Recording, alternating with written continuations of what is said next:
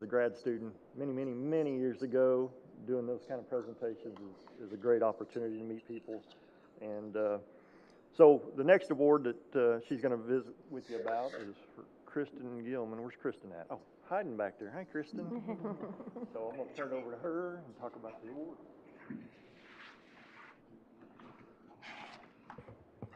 Thank you. So the Oklahoma Award is the chapter's most prestigious award and is presented annually at the discretion of the awards committee. So that means sometimes there may not be somebody, but it is designed to recognize an outstanding contribution to the profession of wildlife management in Oklahoma. And this year, the award was shared first by Stephen Smith, who is a wildlife fisheries and regenerative ranching consultant at the Noble Research Institute in Ardmore, Oklahoma, but of course, Kristen Gilman, who is the Wildlife Lands and Mineral Coordinator at the department here. So I'm going to say a few things about Kristen. Kristen has been with the department for 22 years and 3 months and was given this award for her many invaluable roles, both at the Oklahoma Department of Wildlife Conservation as well as the Oklahoma chapter of the Wildlife Society. Originally from New York, Kristen moved to Stillwater during high school and graduated from Oklahoma State with a master's in information management degree, where she was an active member of the Wildlife Society as a student. She started at the Oklahoma Department of Wildlife Conservation in the Information and Education Department, serving as the webmaster initially. And after a few years, she applied for and became the Lands and Minerals Coordinator. And one of the notes in one of the letters recommending her for this said, even though she did not have a lot of experience in the position when she applied, it was apparent from all involved in the hiring process that she had studied the industry and had special enthusiasm for the work. Because of her skill set and willingness to help, she's always a great team member. She was given the added responsibility of the management of the agricultural and grazing leases on the 300,000 plus acres of ODWC land.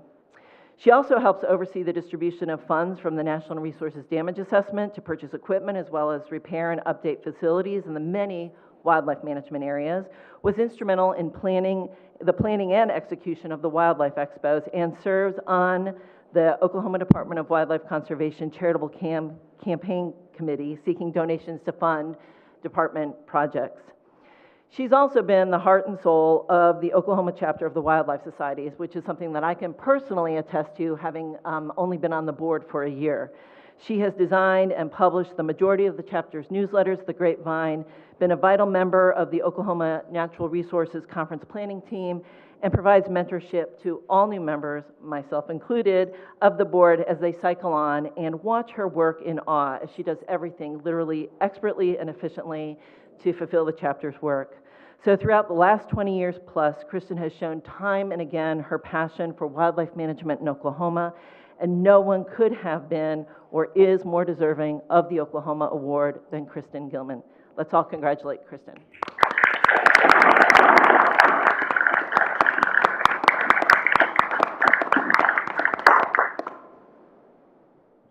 So I'll read the award real quick. On behalf of the Oklahoma chapter of the Wildlife Society, presents the Oklahoma Award for outstanding contributions to wildlife management to Kristen Gilman. Congratulations.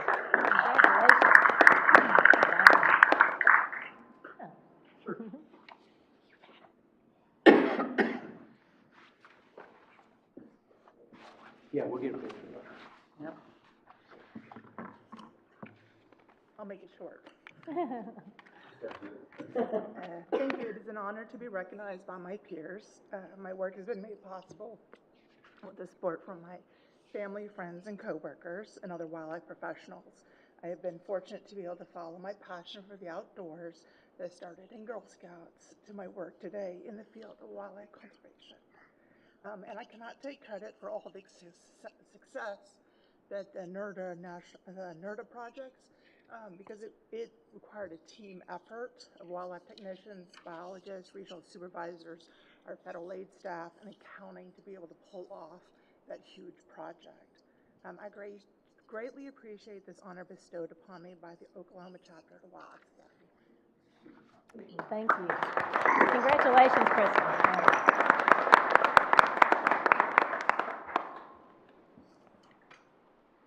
Super. All right. Here we go. 1, 2, 3. We'll get one more, okay? 1, 2, 3. Congratulations, Kristen. Thank you for what you do for Department of Wildlife and Conservation in Oklahoma. Okay.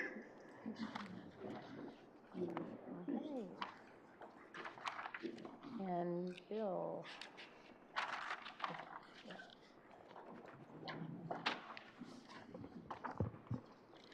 A little trivia question for you. Kristen was actually the first webmaster, I believe, back in the day in 2001. Is that right? That was hard to do. She actually worked for I&E Division, former I&E Division, now Yeah. C&E, and came to us in 2012, Wildlife Division. So anyway, next agenda item, Scott All's going to give us an update. We came to you, I think it was June of 2020, when the pilot project for the feral swine eradication farm bill was passed, and Scott came and talked about the plan, the target areas, if you will, and we thought it'd be good to give you all an update of kind of overview of the program and then recent numbers, because I get a lot of questions from y'all about how are they doing, how many hogs are they killing. You got them eradicated yet, Scott? No. Not yet? Okay. Still work to do. Come on up.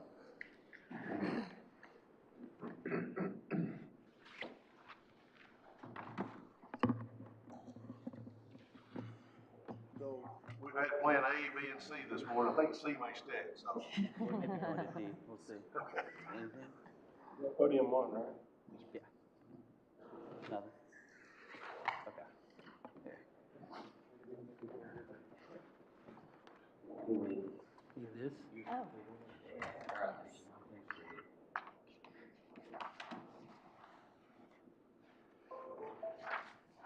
I heard to go, Darren, you should be able to switch.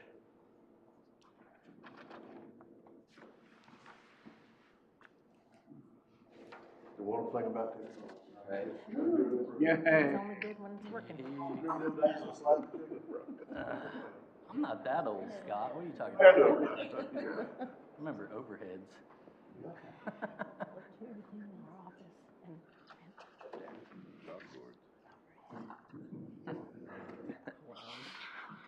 So, what I'm gonna do is, this is a really great presentation that Kendra put together, and I had to jump in there and throw my name on it, so actually she gets all the credit for it. She's on her still though. She presented this, 2 weeks ago, DWS meeting. It's really good, it's updating. I did pass out all the handouts because I didn't want to try to go through every county line by line in the presentation, so you can look where you're interested. But as you can see, what's happened from 1982, Oklahoma didn't have many pigs till 2018, where they're virtually statewide.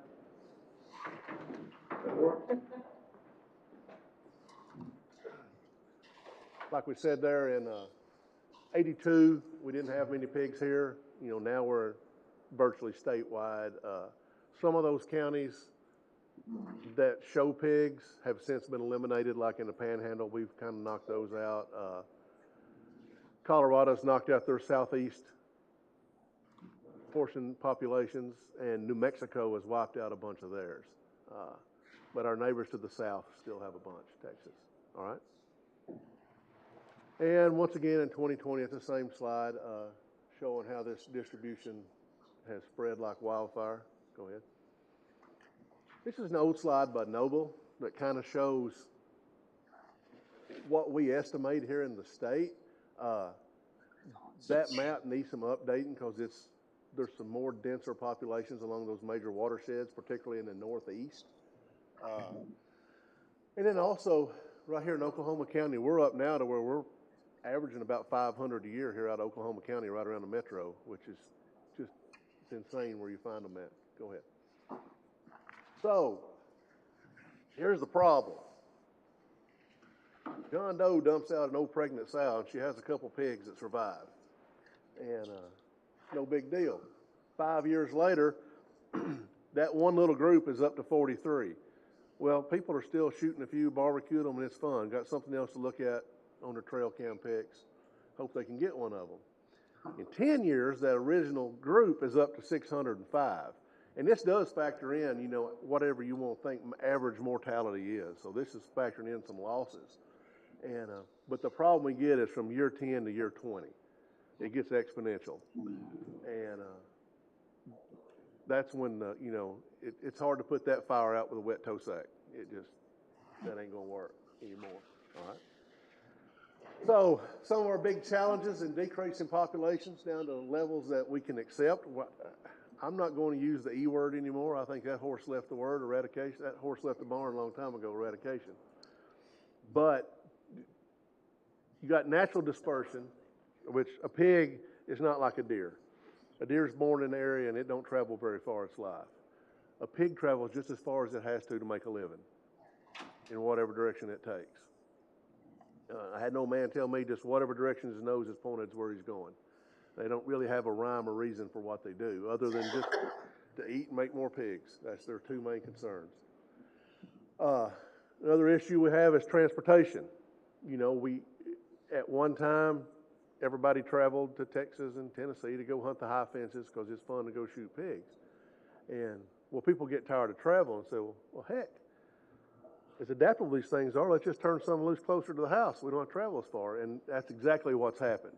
And unfortunately, we have a lot of aspiring biologists out there who decided probably to stock some state management areas as well as to have a hidey hole for them.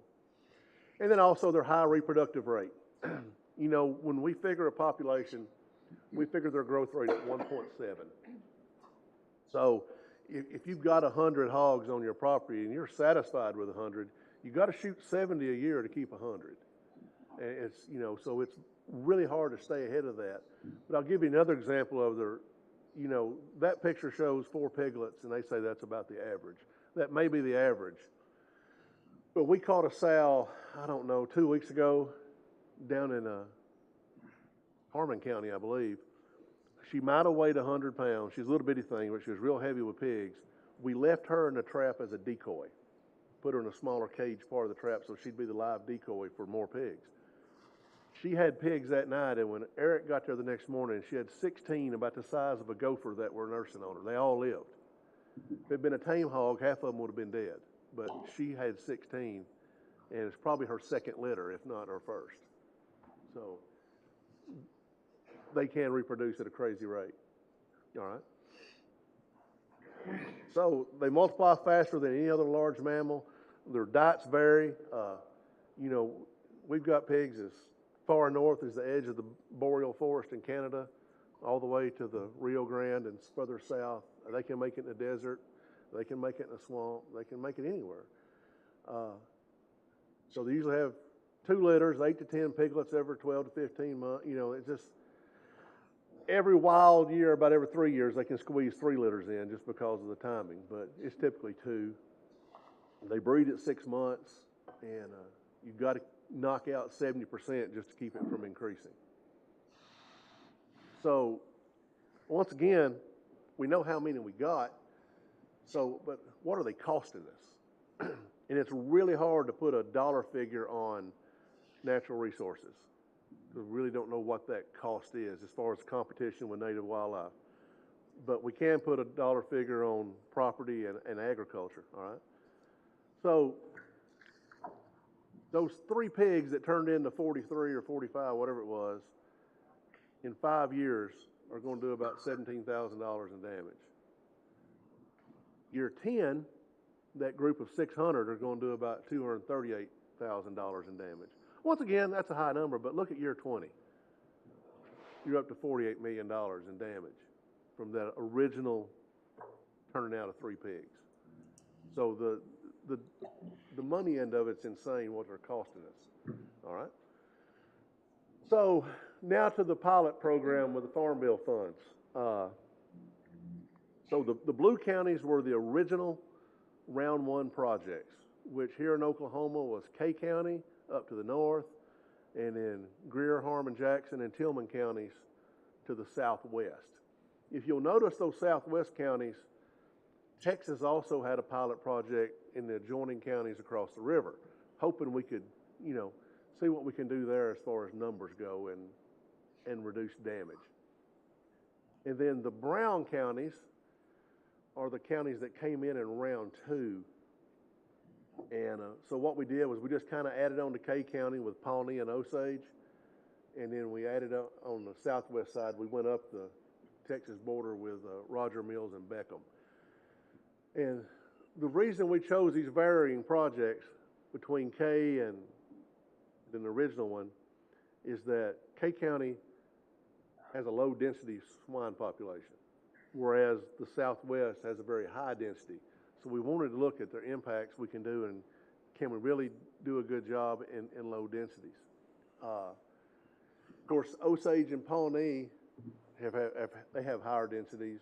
They actually have a lot of pigs, and Osage really surprises me, the numbers we get out of Osage, and because it's not typically what you would call great pig habitat.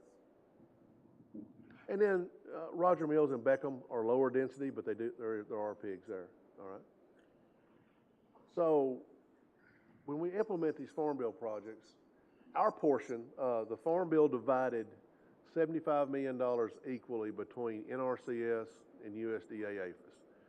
NRCS used their $37.5 million to partner up with whomever they can issue like a grant to do outreach, damage estimates, basically finding us places to go work and remove pigs.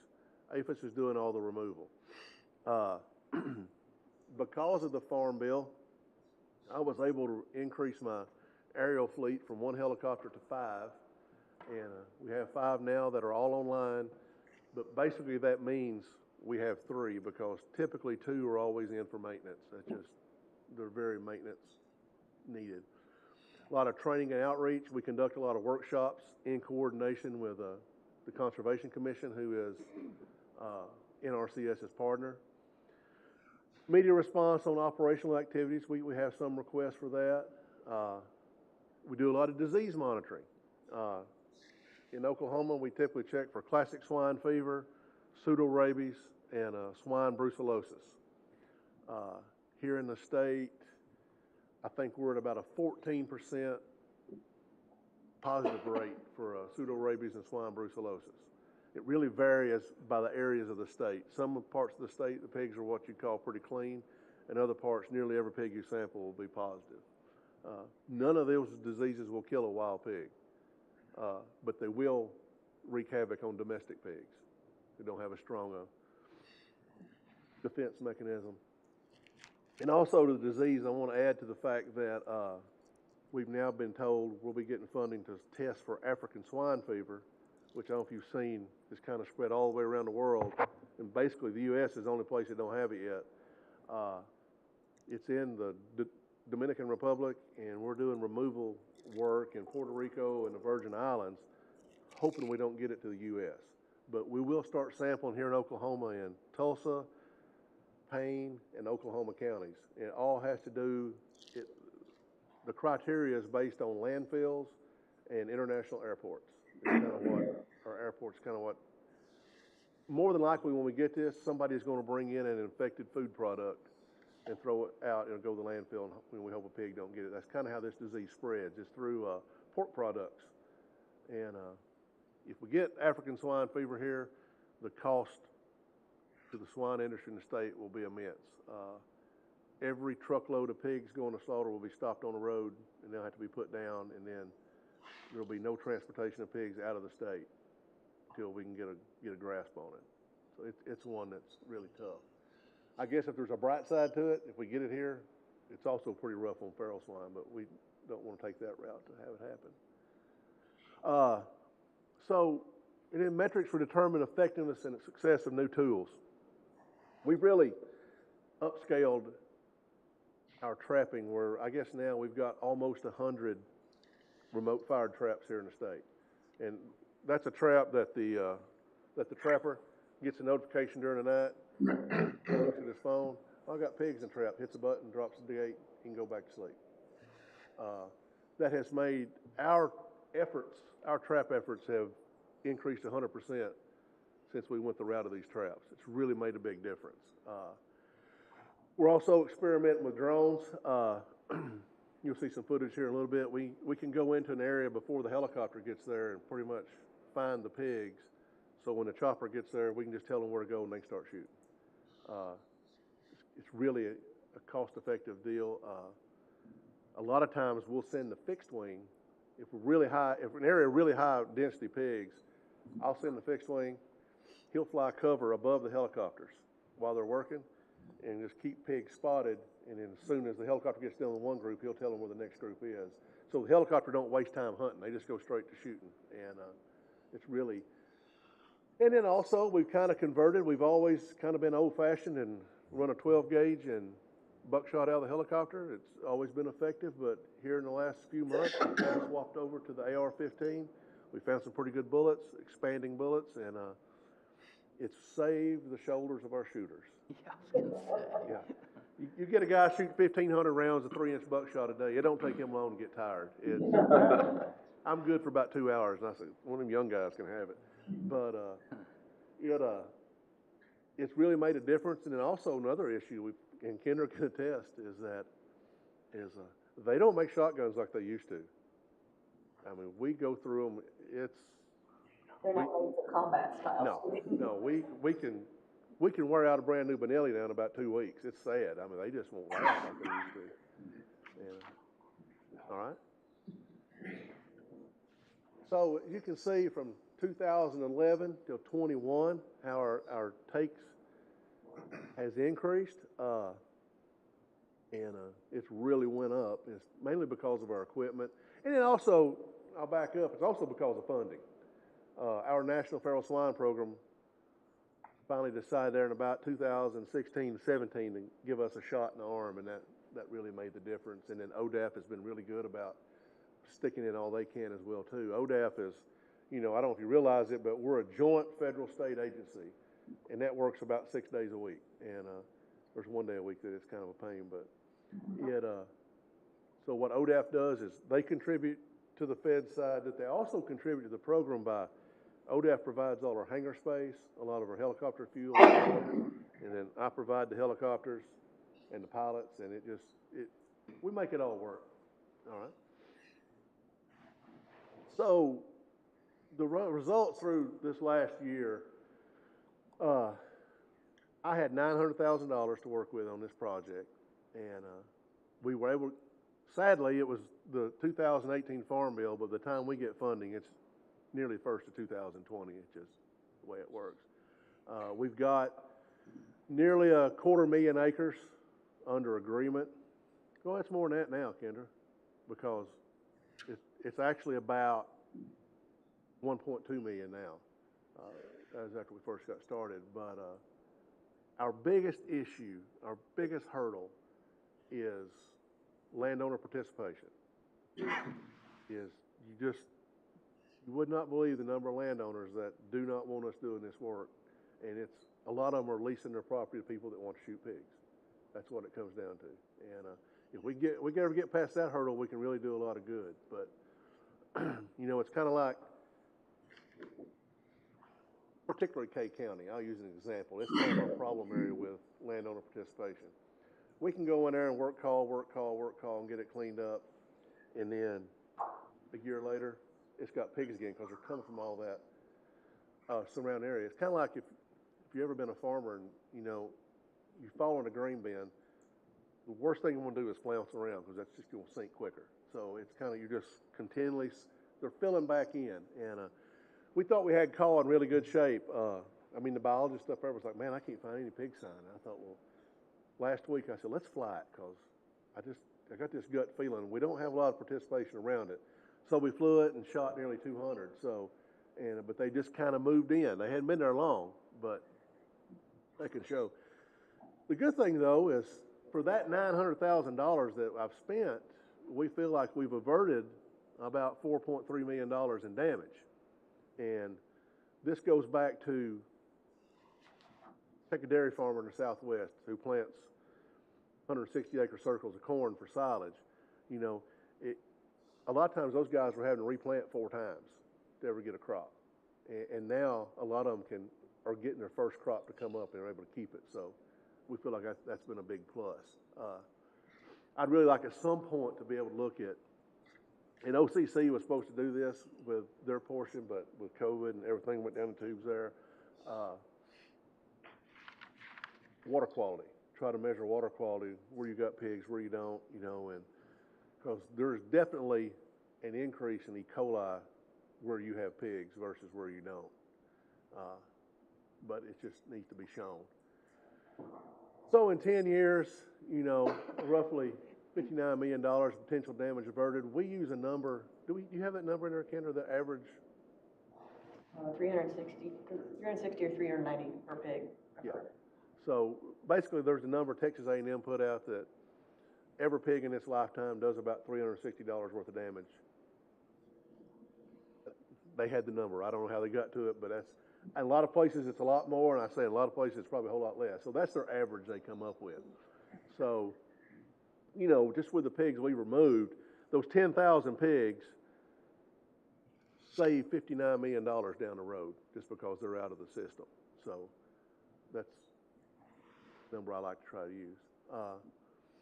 Once again, the impacts to native flora and fauna, you know, there's competitive interactions. It's not just they compete for deer at the corn feeder.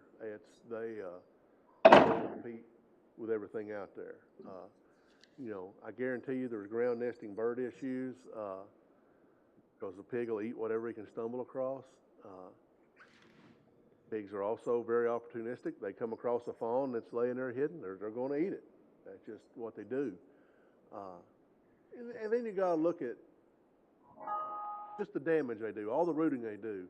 What is that disturbing as far as relationships between other stuff? We don't really know, other than we know that's negative. All right. Once again, competing with whitetail, which is their number one critter, and they're very competitive. I've noticed out of the hill country in South Texas, they think pig numbers have reached a level that are now causing a decline in the health of deer. You know, we wonder where that was at. Even through supplemental feeding, they're starting to see a decline, and you know, and pig numbers are really high, and so they're thinking that may be part of the issue. Is just they finally reached a level that they're very negative. All right. Once again, predation. There's a pig with a fawn. We've had issues of pigs killing newborn calves. Not real common, but it happens. We had maybe Cole County. We had a farmer call and said pigs were trying to take a cow that was calving. He put her in the lot. He called me the next morning and said there ain't much left of her, and they had killed her and the calf. And so I sent a helicopter down and we killed 57 just right out there beside the barn out of a little patch, and they had eaten nearly that whole cow in one night. So they'll just whatever they need, they'll find. And then once again here to the water systems, we just have no idea what they're causing damage as far as sedimentation, pollution. They're definitely not what we want on the landscape. And you can see there where pigs have rooted up, you know, a forest, and that's not uncommon. You know, this last year, everybody's like, man, we ain't seeing a lot of hog damage. I said, well, no, the ground's hard. It ain't rained in forever. But as we start getting rains, you'll notice a lot more rooting because what they're looking for are earthworms and grubs. And they'll be doing a lot. Right. So, as you can see, our removal in 2019 through 2021, now this is for Farm Bill projects. You know, aerial is about 3/4 of what we've done because a lot of our areas are very, our Farm Bill project areas are very easy to fly. Some of the things that make flying difficult is tall timber, number one. A little harder to get the pigs in range. And of course you got weather and mechanics. So we got new helicopters on board. That's been a blessing because in the past, I could have a helicopter broke down and it might be 3 or 4 weeks before I get a part. And our window in Oklahoma for productive flying in most of the state is January 1 till green up. And as you know, in the southeast, green up's starting now. It's pretty green. We'll be done down there probably the next 2 weeks. Luckily, with the southwest, we can pretty much fly 12 months out of the year. A lot of it's mesquite area. We can get down low enough in the mesquite and still do good. Our helicopters are all 206 Bell Jet Rangers. And we used to have an MD 500, and MD has had issues with company issues and getting parts. And you might be 3 or 4 weeks waiting on a bearing. You know, it's just been insane. But the 206s, we can call Dallas, the Bell headquarters, and have a part here the next morning. It's really been good. So we don't have downtime now. I'm still hiring pilots. Kind of works out hiring part-time pilots instead of full-time. And so I really need about 6 or 7 pilots. So I always got somebody in the queue ready to go. All right.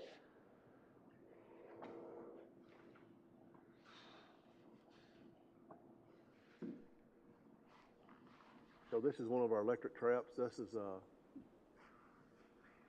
from looking at the terrain, I would dare to guess southwest Oklahoma.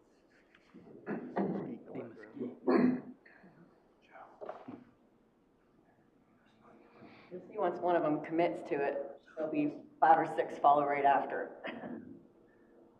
So if they're not all in. A lot of times we'll run into issues. There'll be a big boar in the bunch, and he's so greedy with the feed, he'll chase everybody else out. So we try to get him called a lot of times first night, get him out of the way. And but there's a lot of myths out there. People say, well, you can't catch pigs in a trap where you've shot others. That's wrong. If you've got them hooked on the bait, I think they'd wait over the dead ones to come eat. I mean, it's just a matter of getting them trained. We try to tell people on their property, if you want to be successful at trapping, leave the gun at the house. Bad as you want to shoot one, just feed them. They're not that intelligent. You can train them to come eat, but you can also train them to be scared to death of you, and that's what the gun does. You can shoot them after you catch them.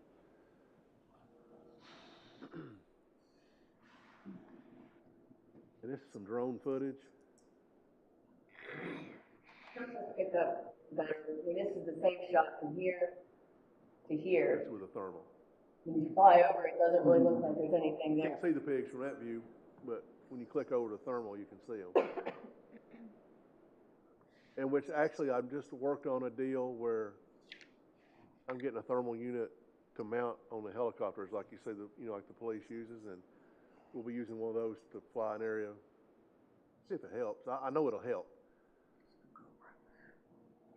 This is our inaugural flight just to see how they responded to the drone. Obviously, they're not that scared of it. But it does make them a little nervous. I mean, they can hear it buzzing. Yeah.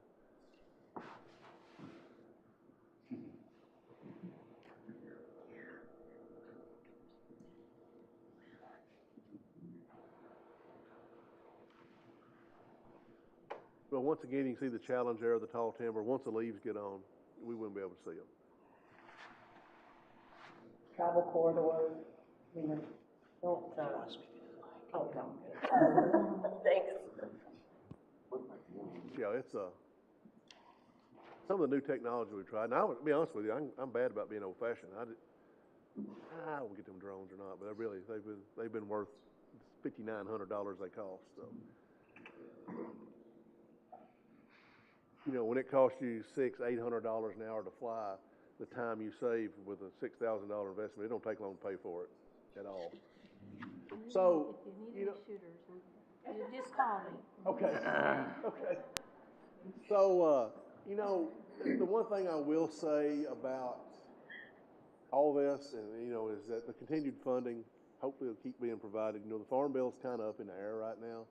I don't know where the pig stuff will come in, but word on the street is that congressionally there's no appetite for removing pig funding. So hopefully that stays to be the case. We'll see. And once again, we're trying to get research done on the economic impact on environmental systems. And then also we're doing a ton of research on trying to show what we've saved, try to demonstrate, financially that it's worth its time. So, in the pilot projects and then other statewide efforts to remove feral swine, I will say this, is that we're not just doing the pilot projects. I mean, we got guys working pigs in every county there's pigs. So It's not really, we just hired extra personnel to work the farm bill stuff. And then the other thing, the other big hurdle I'm sure y'all know about is, current laws and regs in Oklahoma create significant challenges for total elimination. I don't know that we can still use the E word, but I think we can get it down to where it's not as big a problem. And the good thing is we are starting to see a lot of landowners who realize that hog hunting ain't fixing this problem. What's that old saying? We can't barbecue our way out of this one because it's a mess. And but so that's the goal, is just to try to keep preaching the story, and hopefully more people will listen. How does the state of Oklahoma, our numbers compare to, say, Texas and Arkansas, Louisiana, the neighboring southern states? Well, As far as, I don't know, you'd have to do it by per capita or whatever, the percentage of. yeah, here's the deal. Pigs are a species that I'm not going to say it's virtually impossible to get their population, but it nearly is, because all the stuff we know about estimating population as far as whitetail deer, it don't work on pigs. Because number one, they don't really have a home range or territory, so it's all kind of a guess. But our densities, I mean, we do have a density map. I didn't include it, of the counties that they expect are 2,000 or more per county. It's pretty much all of Oklahoma. Mm-hmm. So I mean, I would guess our population in Oklahoma is somewhere around 1 million to 1.5 million animals, and of course, Texas is a lot bigger. They have a lot more, Right. and they have a lot more density issues down there, I think, than what we do. So the numbers, I mean, as far as our success of eradicating, what are the other states doing that we're not, or vice versa? I mean, are we all doing pretty much the same thing? Pretty much the same rate? thing. We have some states that fortunately got ahead of this before it was a huge problem. Kansas and Missouri. Okay. And, they enacted some really stiff legislation regarding hunting feral swine. Pretty much made it illegal, where it's not a sport. Here it's probably too late for that, because it's just the scope of the problem. Mm-hmm. But it is definitely those states. But I mean, everybody else is.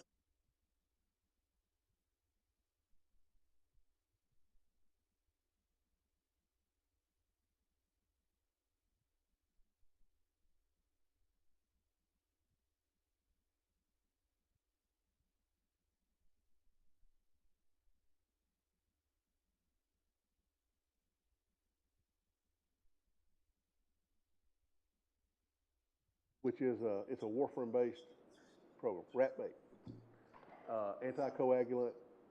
It'll kill pigs. But then with all the public uproar, which once again from our hog hunt community, they pulled it off the shelf. Well, but they based it on need further research. So that research is about over. It's fixing to hit the shelf again in Texas. That's pretty much, that deal is just about done. USDA has been working on the sodium nitrite studies. We submit our final package to the EPA in June, and then we'll just be awaiting EPA approval. And whatever day they decide to approve it, then we will be able to use it. I don't think it's going to be available to the public. I think we'll use it just because of some of the non-target issues and restrictions due to baiting. That's the whole problem with any of it's non-target. In Australia, they have a poisoning program that works really well, but it's because everything there is invasive. They're not worried about what eats it, because everything's a problem. So here it's a little different story. I think we will see some use of toxicant down the road, but kind of the way I look at it, when you follow the label and you have to pre-bait for 2 weeks before you introduce it, well, if I can get pigs pre-baited for 2 weeks, I can drop a gate on them and shoot them just as quick. So I don't know that it's that much of a silver bullet right now. A couple of things. Could we see the slide where it showed the proliferation of how many the group of hogs turned into in 10 years? Yeah. I also thought I've been hearing for years about a pellet that would sterilize the hog. There is, and I'm proud you brought it up. It's there. Issue with it is that the amount they have to eat. It only works on the males. So, but do you have a feeder that only feeds males? No, you gotta feed all them sows and pigs as well. It's about $100 a bag, and they have to eat it about twice a month for it to work. That's what I was getting ready to say. It wears off if you don't continually Correct. feed them every couple of Yeah. weeks, so Yeah. it's a real expensive proposition. And then once again, I mean, we always talked about sterilization, you know, and you gotta pre-bait them up. But if you can get them pre-baited that well, you can sterilize them permanently. I mean, it's just, so. Wouldn't you say we're probably in, I've personally been dealing with them for 15 years, so we're probably in. Probably year 30 or 40 in Oklahoma, be my guess. Yeah, we're way in there. Scott, that $900,000, is that per year that you spent, or is that the project? That was for the project. And you got, That was basically 3 years funding. and over that period of time, it was 10,977 that you killed? Oh, no, we're up to what? No, that's just those Farm Bill projects. Yeah, that's just in those projects. Okay. Yeah. Like right now, every year we're going up. Last year we killed 27,000 in the state, and that's about 35 employees doing that work. You know. But now on the fixed wing and the helicopters, you killed 10,000 that way? How many flight hours? Oh, that's in just 1 year. Yeah, how many flight hours does it take? Flight hours is that? It's not that many. On the helicopters, it was a little short of 400. And then the fixed wing, our fixed wing is primarily used for coyotes. But if they find pigs, they'll go shoot pigs if it's the right kind of terrain. Like we used the fixed wing on Hackberry Flats the other day, and they killed quite a few with a fixed wing. Yeah, I personally witnessed your guys out in Blaine County with and I noticed the fixed wing, and I'm thinking, well, that's a spotter plane. Yeah. And so you tag teamed them, and it was pretty effective. 'Cause, I mean, you guys are doing a lot of shooting out there. Our numbers, when we put that plane up, actually go up 100% on average from the plane being above the helicopter. That's much more effective. Yeah. And it don't cost that much more to operate. It only costs about $240 an hour to run that airplane versus $650 to $800 on a helicopter. And I noticed when it's windy, you guys don't do it, right? Yeah, we're actually, we have regulations that we have to cut off at steady 30-mile-an-hour winds. We have to stop. The challenge in Oklahoma. Some months it's a real big challenge. Well, we appreciate the work you do on that. Yes, we do. Have you ever considered a private partnership where the public can pay for your flying time? Yeah, I mean, here's what we do. I mean, this is, okay, the way we're set up, we're funded by Congress and the state of Oklahoma and the county to provide assistance to farmers and ranchers. But like we also enter into agreements with Corps of Engineers, who else? The Chickasaws, somebody else is paying, usually the Nature Conservancy would pay us to come fly their areas as well. Yeah. And it's actually pretty economical when you look at hiring a helicopter, because the blessing above us is that we own our machines outright and the government's self-insured, so those costs don't get passed on to the landowner. I mean, it's just, our cost is for fuel, maintenance, a pilot and a gunner and ammo, which comes out to about $650 an hour. I know a lot of hunters that would pay to. Well, they're paying shooters. $450 right now, on these private deals to be able to hunt. That's my point is, Yeah. if they use the public dollars to extend your program, to make it bigger, because you do have an advantage where you're the insurance for sure. Yeah. Yeah, I was talking to a private provider the other day, and she was telling me that, just for her to break even, she needs about $2,200 an hour. Well, Yeah. What's the main reason why landowners don't want you flying out on their property shooting? I mean, A lot of them have people that, a lot of people that have people there that like to hog hunt. That's the main reason. Oh. Yeah.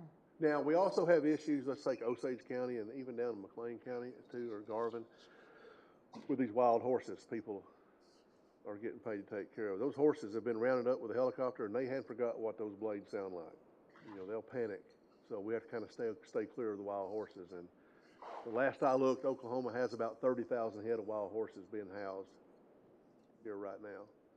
That's your strategy in southeast Oklahoma, where I'm sure, rather than you get down in McCurtain, some of those counties are so mountainous and timber, obviously, it's probably the helicopters don't work as well there, right? What's your strategy? We do some work in there. We do a lot in Push County in the hills, but we've been successful. But it's that part of the world, it's a trap first priority. I mean, we try to trap first, yeah. Good information. Yeah, very interesting. Any more questions? We like to see them once a quarter. Yeah, yeah. Hopefully with bigger numbers and, yeah, progress. Any other questions for Scott? Thank you, Scott. We appreciate it. All right. Item number 10 on the agenda is the consideration to vote, approve, amend, reject, or take other action on the minutes of the previous meeting in February. Do you have a motion? Move to approve. And a second. Roll call. Commissioner Mabry. Commissioner Deal. Commissioner Barwick. Commissioner Holder. Commissioner Dillingham. Commissioner Kane. Commissioner Gaddis. Aye. All right, Amanda, back to financials. Good morning.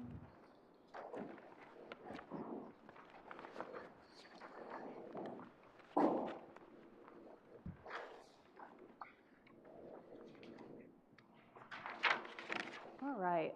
Good morning, Commissioners. I have for you today the financial statements for January 31st, 2023. First report in your packet is the combined balance sheet for all fund types and account groups. So as of January 31st, 2023, our total liabilities and fund balance is $488,864,959. Of that, our total liabilities are $21,789,795, and our total fund balance is $467,075,164. Our combined balance sheet for our trust funds as of January 31st, 2023, our expendable trust fund is $28,507,194. Our non-expendable trust fund balance is $101,400,913. Our pension trust balance is $124,395,285. Our DC trust is $6,742,490 for a total of $261,045,882, compared to last year of $290,301,891.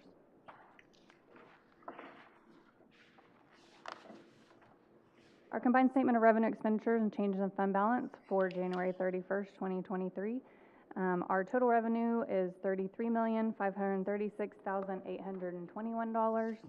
Our total expenditures is $32,632,971. That gives us an excess of $903,850.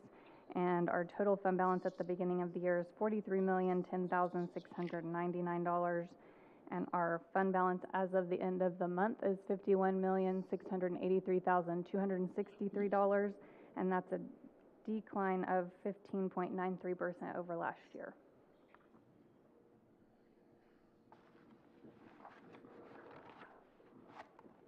Our combined statement of revenue, expenditures, and changes in fund balance for our trust funds for the month is non-expendable trust is $1,612,220. Pension trust is $10,376,770. Our DC trust is $1,175,540 for a total of $13,164,530. Our operating income is $7,589,992, leaving our total fund balance as of January 31st at $232,538,688. And for the month of January, we have a contribution of $4. I'll be happy to answer any questions. Any questions for Amanda? Every dollar counts. That's true.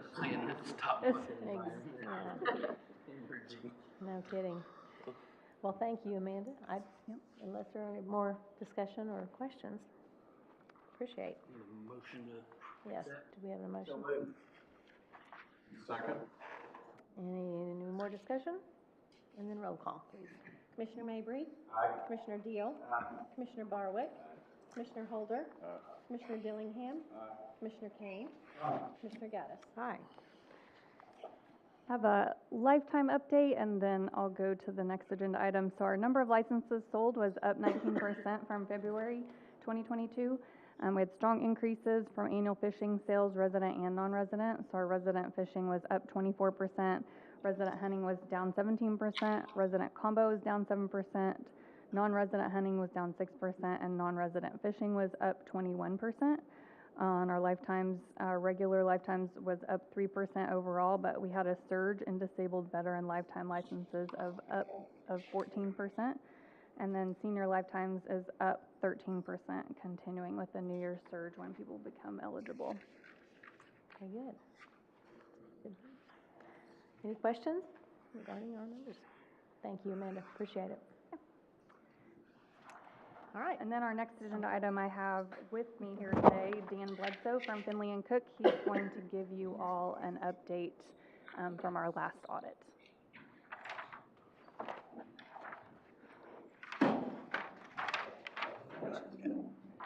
Thanks, Amanda. Good morning. Yes, this was for the department's audit for June 30 to 22. So this was a financial statement audit as well as a compliance audit. So we audited 3 of the major federally funded programs for the year. We issued an unmodified opinion on the financial statements, as means they are in accordance with generally accepted accounting principles. For the compliance test work, we didn't have any findings for this year, so we had a clean opinion on that as well. As far as changes year over year, only real significant change was a new accounting standard, GASB 87, related to lease accounting that had to be adopted this year. So we worked with the accounting staff to get that implemented. We did add an emphasis of matter paragraph to our auditor's report just to note that it did have a significant change. Basically what this standard does is if it's a long-term lease, which they define as a year or more, you now have to actually record like an asset and liability, treat it almost as if it's a finance purchase of an asset. So it's more of a geography thing than really a cash flow. It kind of puts the asset liability on. It kind of changes from just being like a lease expense or rent expense on your income statement to now being treated as an amortization of the asset you put on there plus some interest component for the payment. But at the end of the day, your payments didn't change anything. It's still the same payment under the old lease and the new one, just kind of how it's presented within the financial statements. But other than that, as far as the other change on financial statements wasn't accounting standard. We kind of talked about this with the finance committee a couple weeks ago, but pretty significant swing with investment performance. As we all know, the markets went from record highs at the end of 21 to significant decrease in 22. So you had some big swings on your financial statements on that just because they do have to be presented at their estimated fair value. So you'll see some big changes on that in the financials, and that also impacted on the fiduciary side. You have to carry a liability or an asset depending upon where your investment assets are compared on your defined benefit plan. So that was also a big swing at the end of 21. We actually had investment assets in excess of what the actuary calculated as liability. And so that swung back in 22. So you went from a net pension asset at the end of 21 to a net pension liability in 22, which is really where you had been in the past prior to just those significant gains we had in 21. But that was kind of the other big change in the financials. In terms of performing the audit, everything went really well. Management was very cooperative in giving us, the information we asked for to do our test work. Didn't have any issues there, no disagreements on how the financial statements were presented. With the GASB 87 I mentioned earlier, there's quite a bit of work that was involved with that. So we appreciate all the information they gave us so we could get through that. And the audit was filed on time and filed with the state auditor and inspector. So no issues with that. As far as findings with the audit, as I mentioned, unmodified opinion. We didn't have any fraud issues identified as part of the audit. No illegal acts or violations of laws or regulations found as part of the audit. And then also no what we call material weakness or significant deficiency in internal control. So when we do an audit, we have to get an understanding of like your key checks and balances over the financial reporting process. And then also do sample testing to make sure those controls as they're designed are functioning as they're supposed to. So we didn't have any exceptions there, so nothing to report, either on the design of it or how they were functioning. So basically clean on that side. So those are kind of the key things I had flagged to go over. I know it's a little condensed. We'd done a pretty detailed presentation to the finance committee a couple weeks ago to kind of go through the financials. So with that, I'll kind of open it up, see if anybody has any questions or concerns.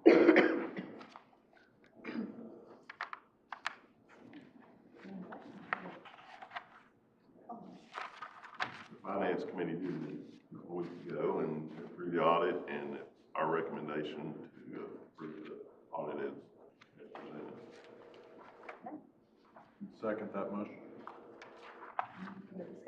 I just have a question for council, since it says presentation of the audit and not approve, amend. Yeah, I don't think there's any. I don't think there's an action item to vote on. We didn't audit, we're not, so we're gonna approve it.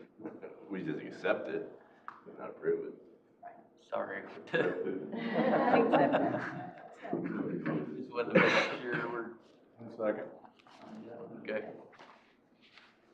In that case, we need a roll call. Okay. Mr. Mabry? Aye. Mr. Deal? Aye. Mr. Barwick? Commissioner Holder? Aye. Commissioner Dillingham? Aye. Commissioner Kane? Aye. Commissioner Gaddis? Aye. Thank you very much. Thank you, Dan. You have a report for us? That I do. The legislative session is in full swing.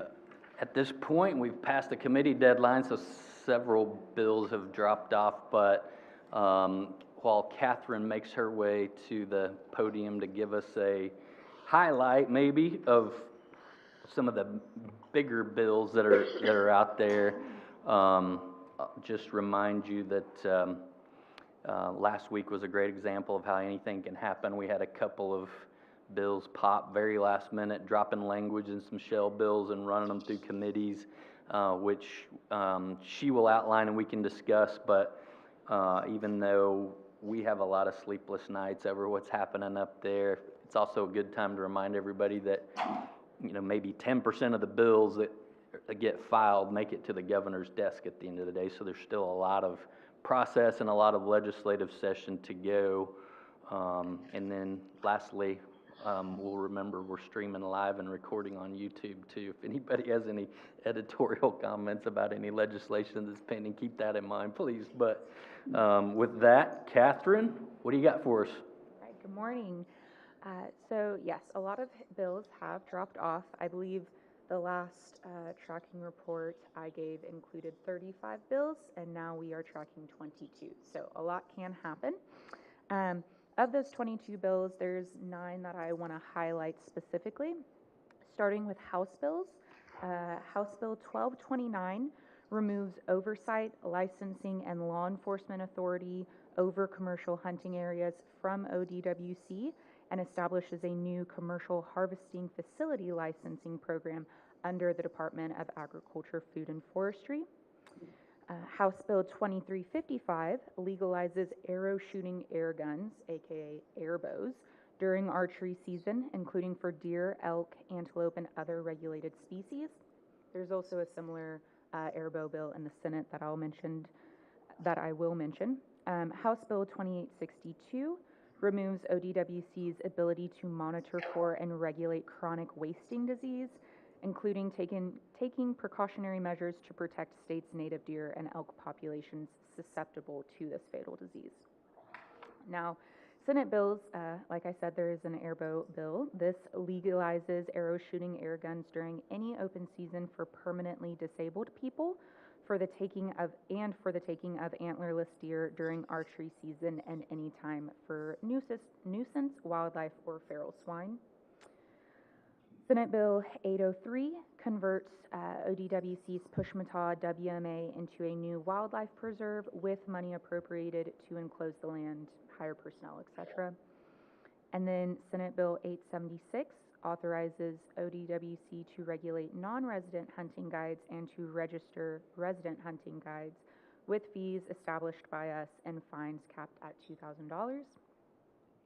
Senate Bill 910 authorizes ODWC to establish a season at the end of August for the purpose of harvesting antlered deer while still in velvet.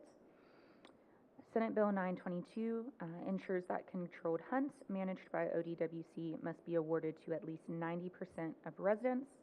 And then the final Senate bill is Senate Bill 941, which is our request bill to consolidate some of our primary hunting and fishing license in an effort to make it easier for hunters and anglers to legally pursue fish and game. This is going to be the first time in 20 years for a price update. But it does include some decreases, and most increases come from bundling license. For example, including a bear license in the lifetime license. And we are also, there will also be new youth super licenses also included to provide youth under 18 with one license to pursue ball game. Now that's a quick rundown, but if you have any questions, I'm happy to answer them. Yeah, and I saw even in among staff some surprised looks on the chronic wasting disease bill. That we discovered Friday, I think it was, really kind of last minute of, again, an example of how quickly things can change when they sort of drop new language. But hopefully we'll have opportunities to work with those authors over there. And I might ask, when you step down, Catherine, if you don't mind getting the latest handout to give to commissioners too of the license proposal, just so they can see again where we are on numbers. Most things have remained the same as when we updated you a month ago. There are a couple of tweaks, mostly non-resident deer hunting, and I think that's really kind of the main one that's sort of been fluctuating a little bit in the negotiations over there, but we can provide you with that handout. Catherine, I like to remind you that there's nothing about an air bow that's a bow. So when you talk to the legislatures, call it an air rifle. That's what we've been calling it. Arrow shooting air guns is what the air gun industry refers to them as, and so we've been using their own industry term to describe what they are. And you're right, there's nothing bow about them. Archery Trade Association has sent emails, and includes the Air Gun Sporting Association's position, which is that they are not archery and should not be included in archery season. Congressional Sportsmen's Foundation has a position similar, that they are not archery and should not be considered as such. So that information has been disseminated over there by the Archery Trade Association, but we continue to use the accurate term when we're discussing it with them. And as I mentioned, if you need assistance, let me know. I'll be happy to go over there and talk to them about that. Appreciate that. Questions for? Any other questions on Catherine? the legislation that's pending? We'll continue to monitor and track and keep you all informed. The chronic wasting disease one that popped, that we found out about late, is particularly problematic. I think it's probably a result of the CWD rulemaking that this commission did, that was based on the joint response strategy that we in Department of Agriculture came up with 3 or 4 years ago, I think. So we're simply implementing that strategy that we came up with in conjunction with Department of Agriculture. But I think there are some that would just soon see there be nothing done about chronic wasting disease, even though our attempts, I think, are really measured and conservative in terms of just seeing if we can detect it and contain it, work with our hunters and landowners to contain it. And it's really all there is to our strategy, when so many other states have, in some cases, overreacted probably in harvesting deer in CWD areas. So we'll see what happens. But Catherine's done amazing work over there so far in her first month on the job. Talk about jumping in the frying pan, but she's staying in the kitchen and getting after it. So Thank you. Appreciate it. on the federal report from Brittany Preston, not a lot to report there. It's only a couple of pages, you'll see, so pretty brief compared to typical months. We've got the new Congress that's really kind of getting seated and getting into place and sort of cranking up on their year-long legislative session in Washington, D.C. I think I reported last time, but just in case, of course, Recovering America's Wildlife Act did not pass last Congress, did not make it to the finish line at the end of last year. There's already work afoot to reintroduce it by really the same authors this year, this Congress, and work is underway to see what it will take. Of course, with the balance of power shifting in the House to the Republican Party, it may mean a different look to recovering, especially how we would offset or pay for the $1.3 billion it would cost to implement it. Again, that would bring around $17 million new federal money to the state of Oklahoma if it passes for dealing with mostly, well, species of greatest conservation needs. So working on our more imperiled species and what we can do to bring their populations back and hopefully avoid endangered species threats and listings down the road. So kind of a more proactive approach to keeping things off the list. On the state report, I just want to point out some things you want to be sure to get on your calendar there. If you're interested in the regional scholastic shooting sports, shotgun competitions are going on around the state really now, but that state competition will be April 12th out at El Reno, and the legislative fish fry April 26th up at the Capitol. I believe Catherine had to go get those handouts, but I think that got confirmed, even though we were trying to find a good location for it.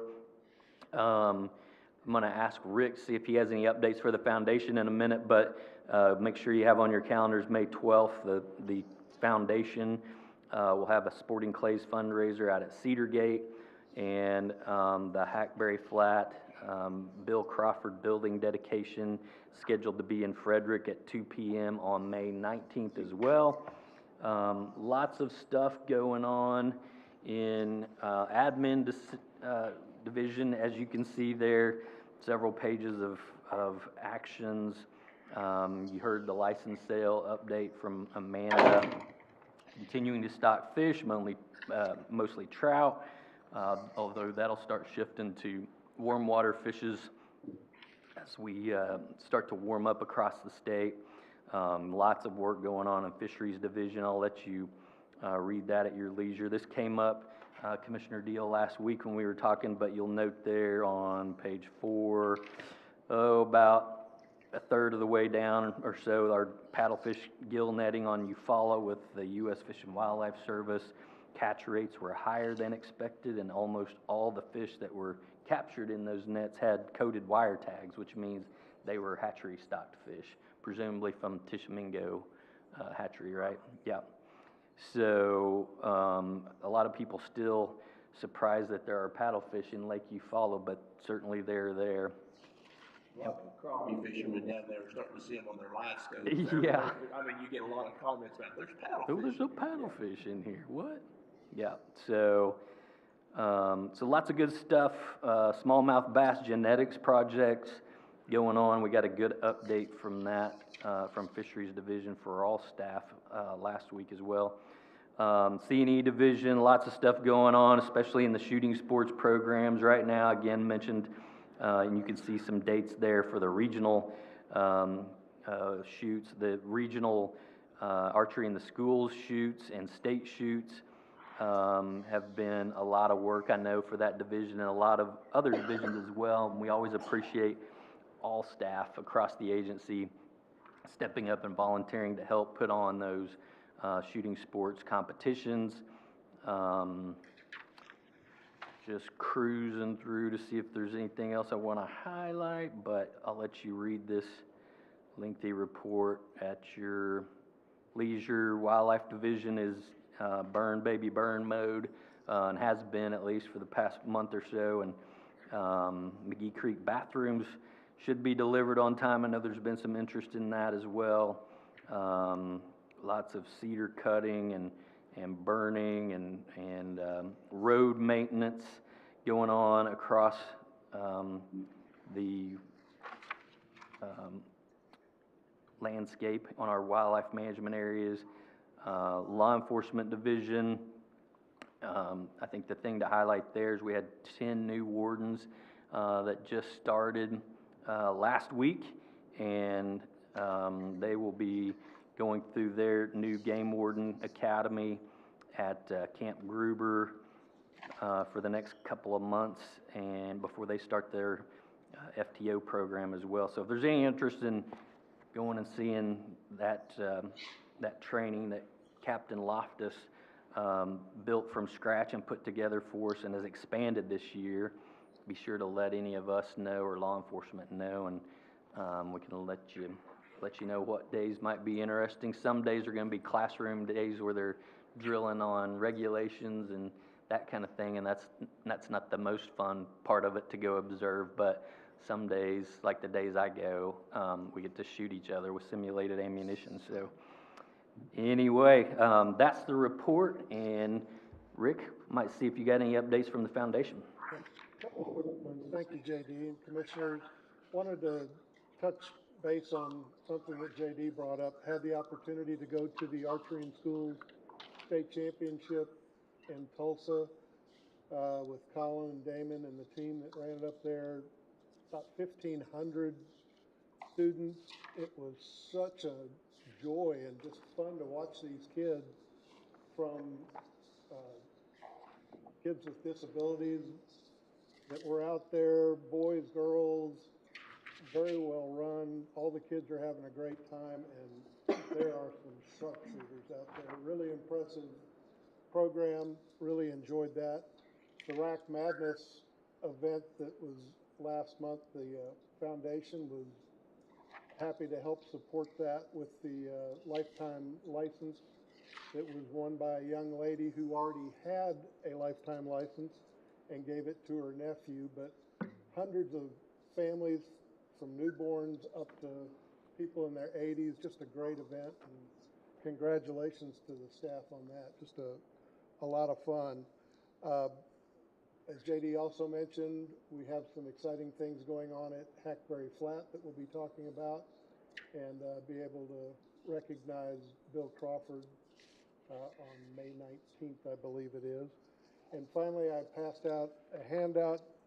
We have announced last week the Oklahoma Wildlife Conservation Foundation inaugural clay shoot fundraiser, and we already are pleased to announce we have sponsorships from the Cedar Gate, Griffin Media, which is News 9, News on 6, and Big Country 99.5, and they will have some of their talent at the event participating. Camino Resources, Continental Resources, and Devon Energy. We have about 60 openings for the event, 4-person teams, and we're already up to about 12 teams that have expressed an interest and reserved a spot so far. So if you know anybody that would be interested in participating, should be a fun day, very easy to use. The Cedar Gate's a beautiful facility. Golf carts, each team will have a golf cart to take the team from station to station. So if there's anybody that's mobility impaired, that should not be a concern. We're gonna have a great barbecue lunch, some fun swag, and just a fun time for all. So if I can answer any questions, happy to do so. Excellent. 12 down, 48 teams to book, right? Yeah, I was gonna say, when is the deadline for booking for sponsoring teams or signing up for teams? You know? With the interest we've had in 1 week, we're expecting to sell out in a not too distant future, hopefully. Okay. There's quite a few people that have expressed an interest, but not enough for us to reserve a team, or we haven't received a check from them yet. Okay. Everybody And sign up? he mentioned it, yeah, everybody sign up. And there's a Blake Shelton invitation video floating around social media too, to invite everybody to the event. But he mentioned Rack Madness, and I don't know how I blew by it in my notes, but I don't want to necessarily put Wade on the spot, but it was an awesome event. I know I had gone out of state to speak on a panel at a conference in Nashville that day, so I had to miss it. But Wade, any updates on Rack Madness? We had like close to 250 antlers show up. It was pretty much packed from the time we started till the time we finished. We had a 200 and close to 2-inch non-typical, and I think the best typical was in the 170s. So the cool part about it was lots of kids, and we had kids events out in the warehouse, from ring toss on deer antlers to food was available all day long, and it was busy. And thanks to everybody that volunteered. I can't can't remember how many it is. It's something around 90 volunteers for that event. They don't have to do it. Folks sign up and help because they want to do it, so it's pretty awesome. Yeah. That is awesome, yeah. Yeah, another great example of all hands on deck across the agency coming together and making stuff like that happen. So yeah, 250 some odd racks scored and several nice specimens in that group. And then I ran out to Backwoods Show over the weekend as well. Another great group of volunteers, whether it's the game wardens manning the booth to measure racks for people, which we also did at Rack Madness, of course. Always a very popular piece of the Backwoods Show. But then I think for the second year in a row, Nels, we had a booth there manned by our staff. Is this the second year we've done that? We've been Many years. Okay, many years we've been doing that. I don't know what I was thinking, but where they were able to sell licenses and merchandise, and the couple of times I walked by, they were just jammed to the point where I didn't even feel like I could stop and talk to staff that much. So great event, getting the department out there and mixing it up with our constituents and showing how we serve daily. So with that, I'm done, unless there are any questions. I gotta do a shout out to my grandson. He was on the winning team at Altus to go to nationals on the boat shooting. So Oh, yeah. I think the intermediate and the grade school are going to nationals from Altus, so. Wow, that is awesome. Congrats to Altus. That's great, wow. Well, thank all the staff for the Rack Madness work that they did there, as well as the Backwoods Show. I mean, just, y'all doing great things. It's awesome. All right, next item is item number 14, and there's a possibility, do we have a motion? Yes, okay. Second? Second. Roll call, please. Commissioner Mabry? Aye. Commissioner Deal? Commissioner Barwick? Commissioner Holder? Commissioner Dillingham? Commissioner Kane? Commissioner Gaddis? Aye. So I guess we'll, So with that, we'll retire to the executive session room. You all can stay put if you'd like, and we'll be back.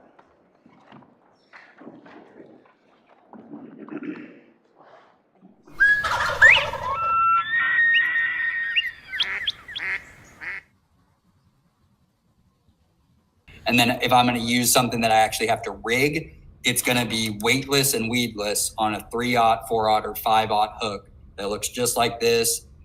I like owner hooks. They're a thick wire, they really sharp point, but Gamakatsu, Eagle. Well, hello and welcome to Outdoor Oklahoma. I'm Todd Craighead. For several decades, the Wildlife Department has hosted fishing clinics all across the state. But as our world has changed around us, we in turn have had to learn to adapt and grow in response. So a new era of additional fishing clinics are now offered virtually.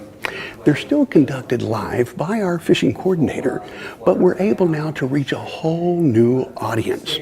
These Ask an Angler virtual fishing courses are not intended to replace the traditional in-person clinics like at a city park pond, but it offers us an opportunity to go more in depth with certain subjects. So if you're wanting to get, say, into the weeds, things like pre-spawn bass tips, or maybe winter pond fishing techniques, or crappie fishing tips, these virtual classes are perfect. You can either watch them live or find them on our Outdoor Oklahoma YouTube channel. A wildlife department that adapts its ways of communication to help make you the most educated and effective sportsman you can be. Just another reason to love Oklahoma and the adventures that await you.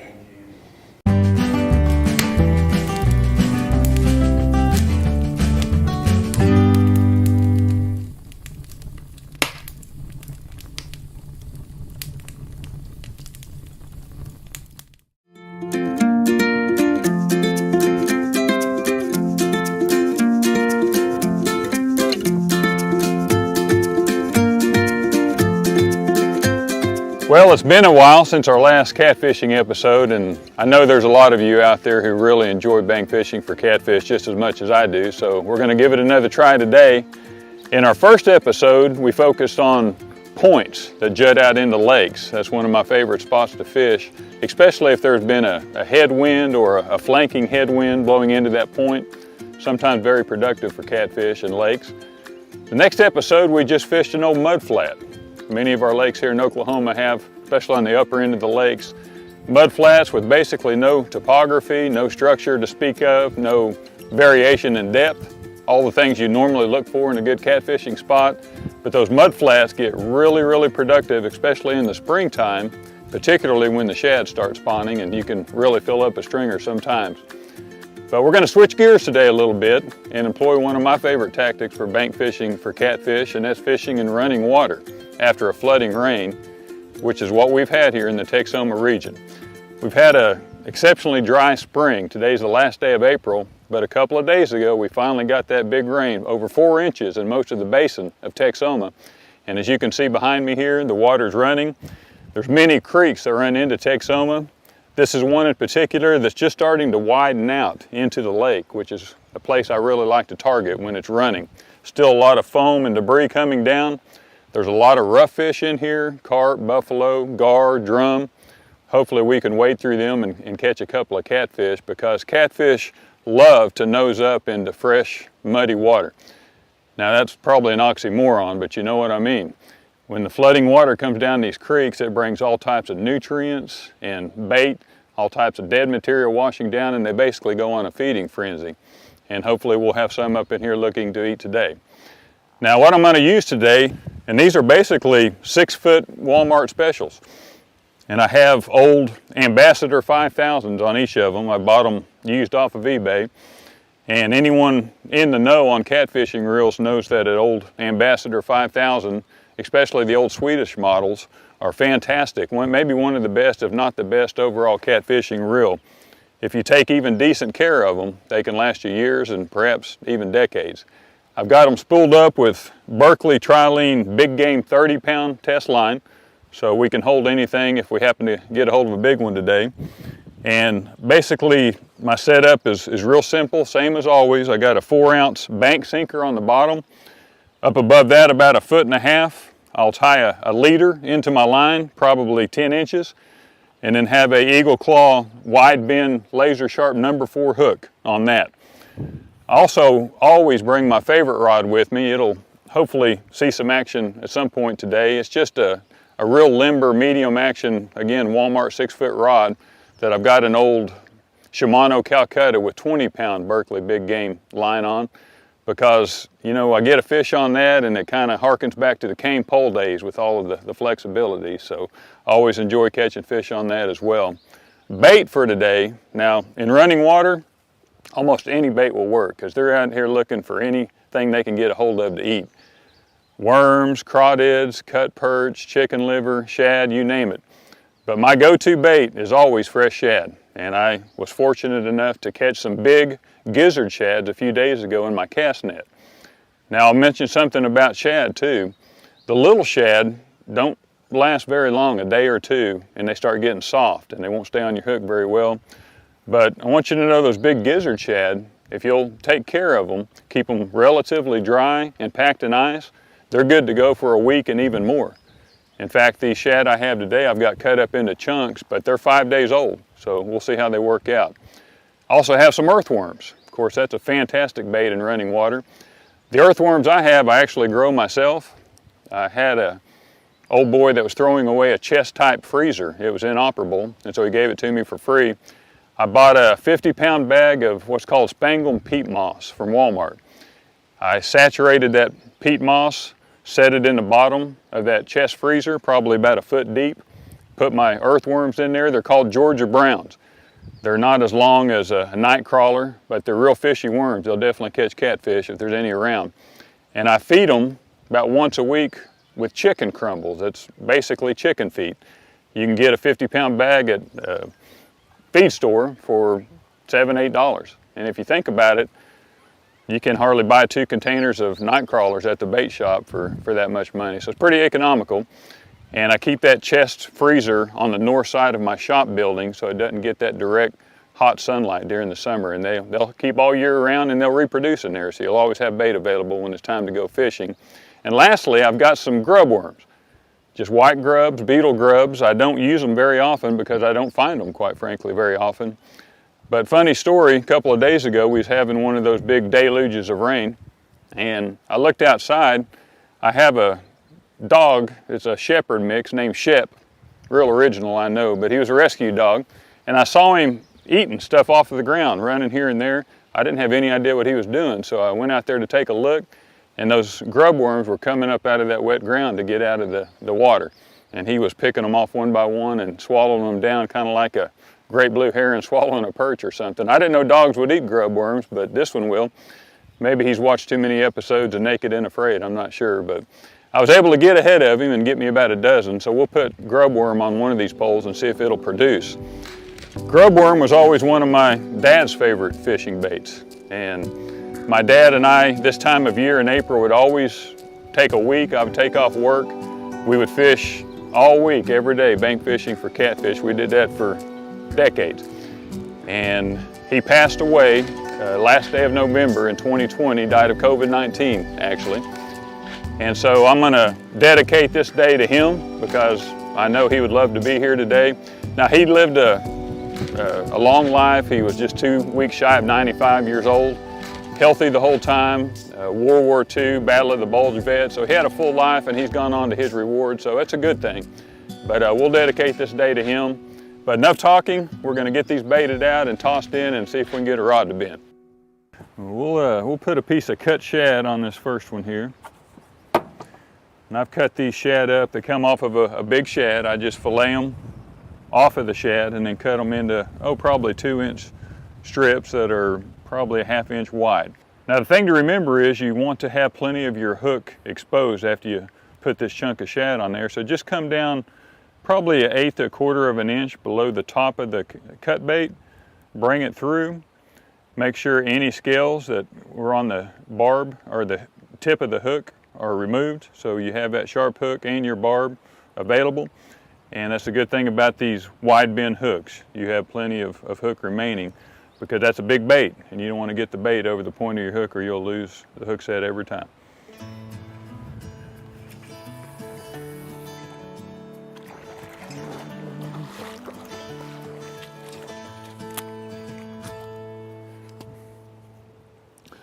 Put that one right out by that floating debris out there. That's always a little bit of structure. Even in running water, I like to target it. We're going to put a grub worm on this hook. It's one of those big white grubs I was talking to you about earlier. Now, one thing I will do with these, they've got a natural bend in them, and if you bring the hook through that natural bend, sometimes that worm will be in the way of your point. So what I'll do is come behind the head there, the opposite direction of the bend, cast that out and see if something's interested in a grub today.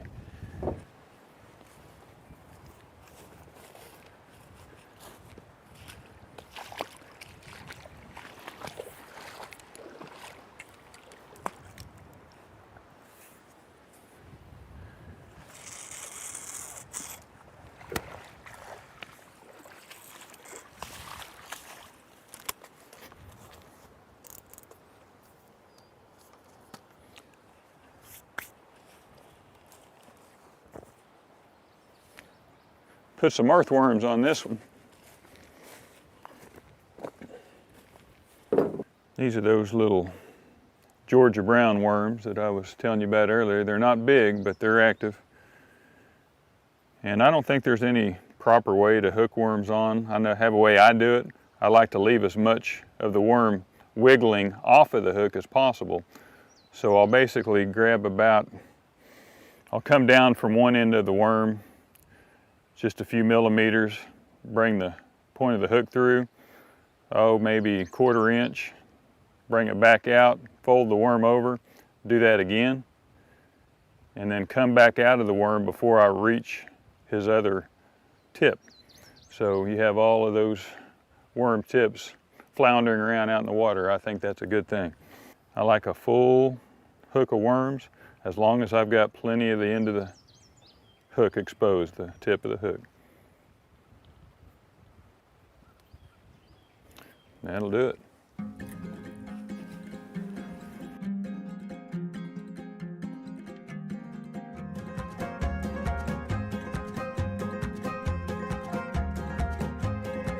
That's on those earthworms. First fish of the day.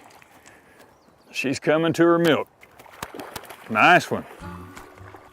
That's what it's all about. Fish on a little pole.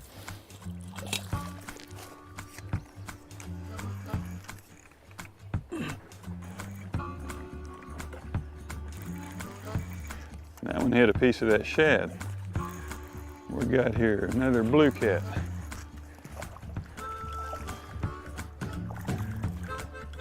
Now that's the kind of action we like to see right there. He's talking to us. He's loquacious. As Carl from Sling Blade might say, I like the way you talk. Anyway, this is a blue cat. Of course, they're generally lighter in color than a channel cat, but the best way to identify them, because sometimes in certain water turbidities they look kind of similar, especially a bull-headed channel cat can resemble a blue cat out of clearer water. On the anal fin here, a blue cat is blunt, straight across, B and B. A channel cat is curved, C and C. That's how I always remember them. But yeah, that's a pretty Lake Texoma blue cat right there. Really good eating size. I figure that fish will weigh 4 pounds maybe. That one's gonna weigh about 7.5 pounds. He's fat, meaty, makes some fine fillets.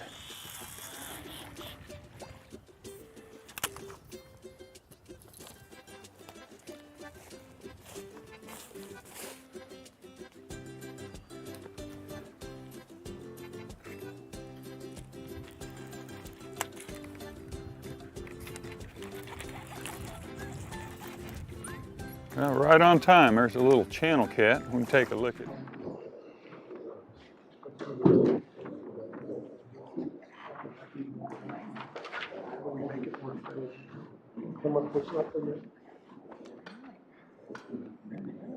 Chairman, I make a motion to come back in. We got a motion, do we have a second? Okay. Commissioner Mabry? Aye. Commissioner Deal? Commissioner Barwick? Commissioner Holder? Commissioner Dillingham? Commissioner Kane? Commissioner Gaddis? Aye. And do we have a motion from executive session? Yes, I make a motion that we authorize the director to purchase the Marquee and Mills properties that were discussed at the appraised value. Okay. Any discussion? And roll call. Commissioner Mabry? Commissioner Deal? Commissioner Barwick? Commissioner Holder? Commissioner Dillingham? Commissioner Kane? Commissioner Gaddis? Aye. All right, item 15 is any new business that was not foreseen in the last 24 hours? Nothing? Nothing. One thing go I ahead. might add on that is that we won't be using any out-of-pocket monies to purchase those properties. The match will be with existing property value of Sandy Sanders, so I think that's a plus for us to do it that way. Yeah, I would also add that they are adjacent immediately and sort of help square up some of those property lines on the existing wildlife management area too. And provide greater access. Better access and some water too. Okay. Well, with no further business, we will adjourn, and thank you again for coming. Our next meeting is scheduled for April 3rd. At this point, we'll be here in Oklahoma City unless something changes. We'll keep everyone posted. Thank you.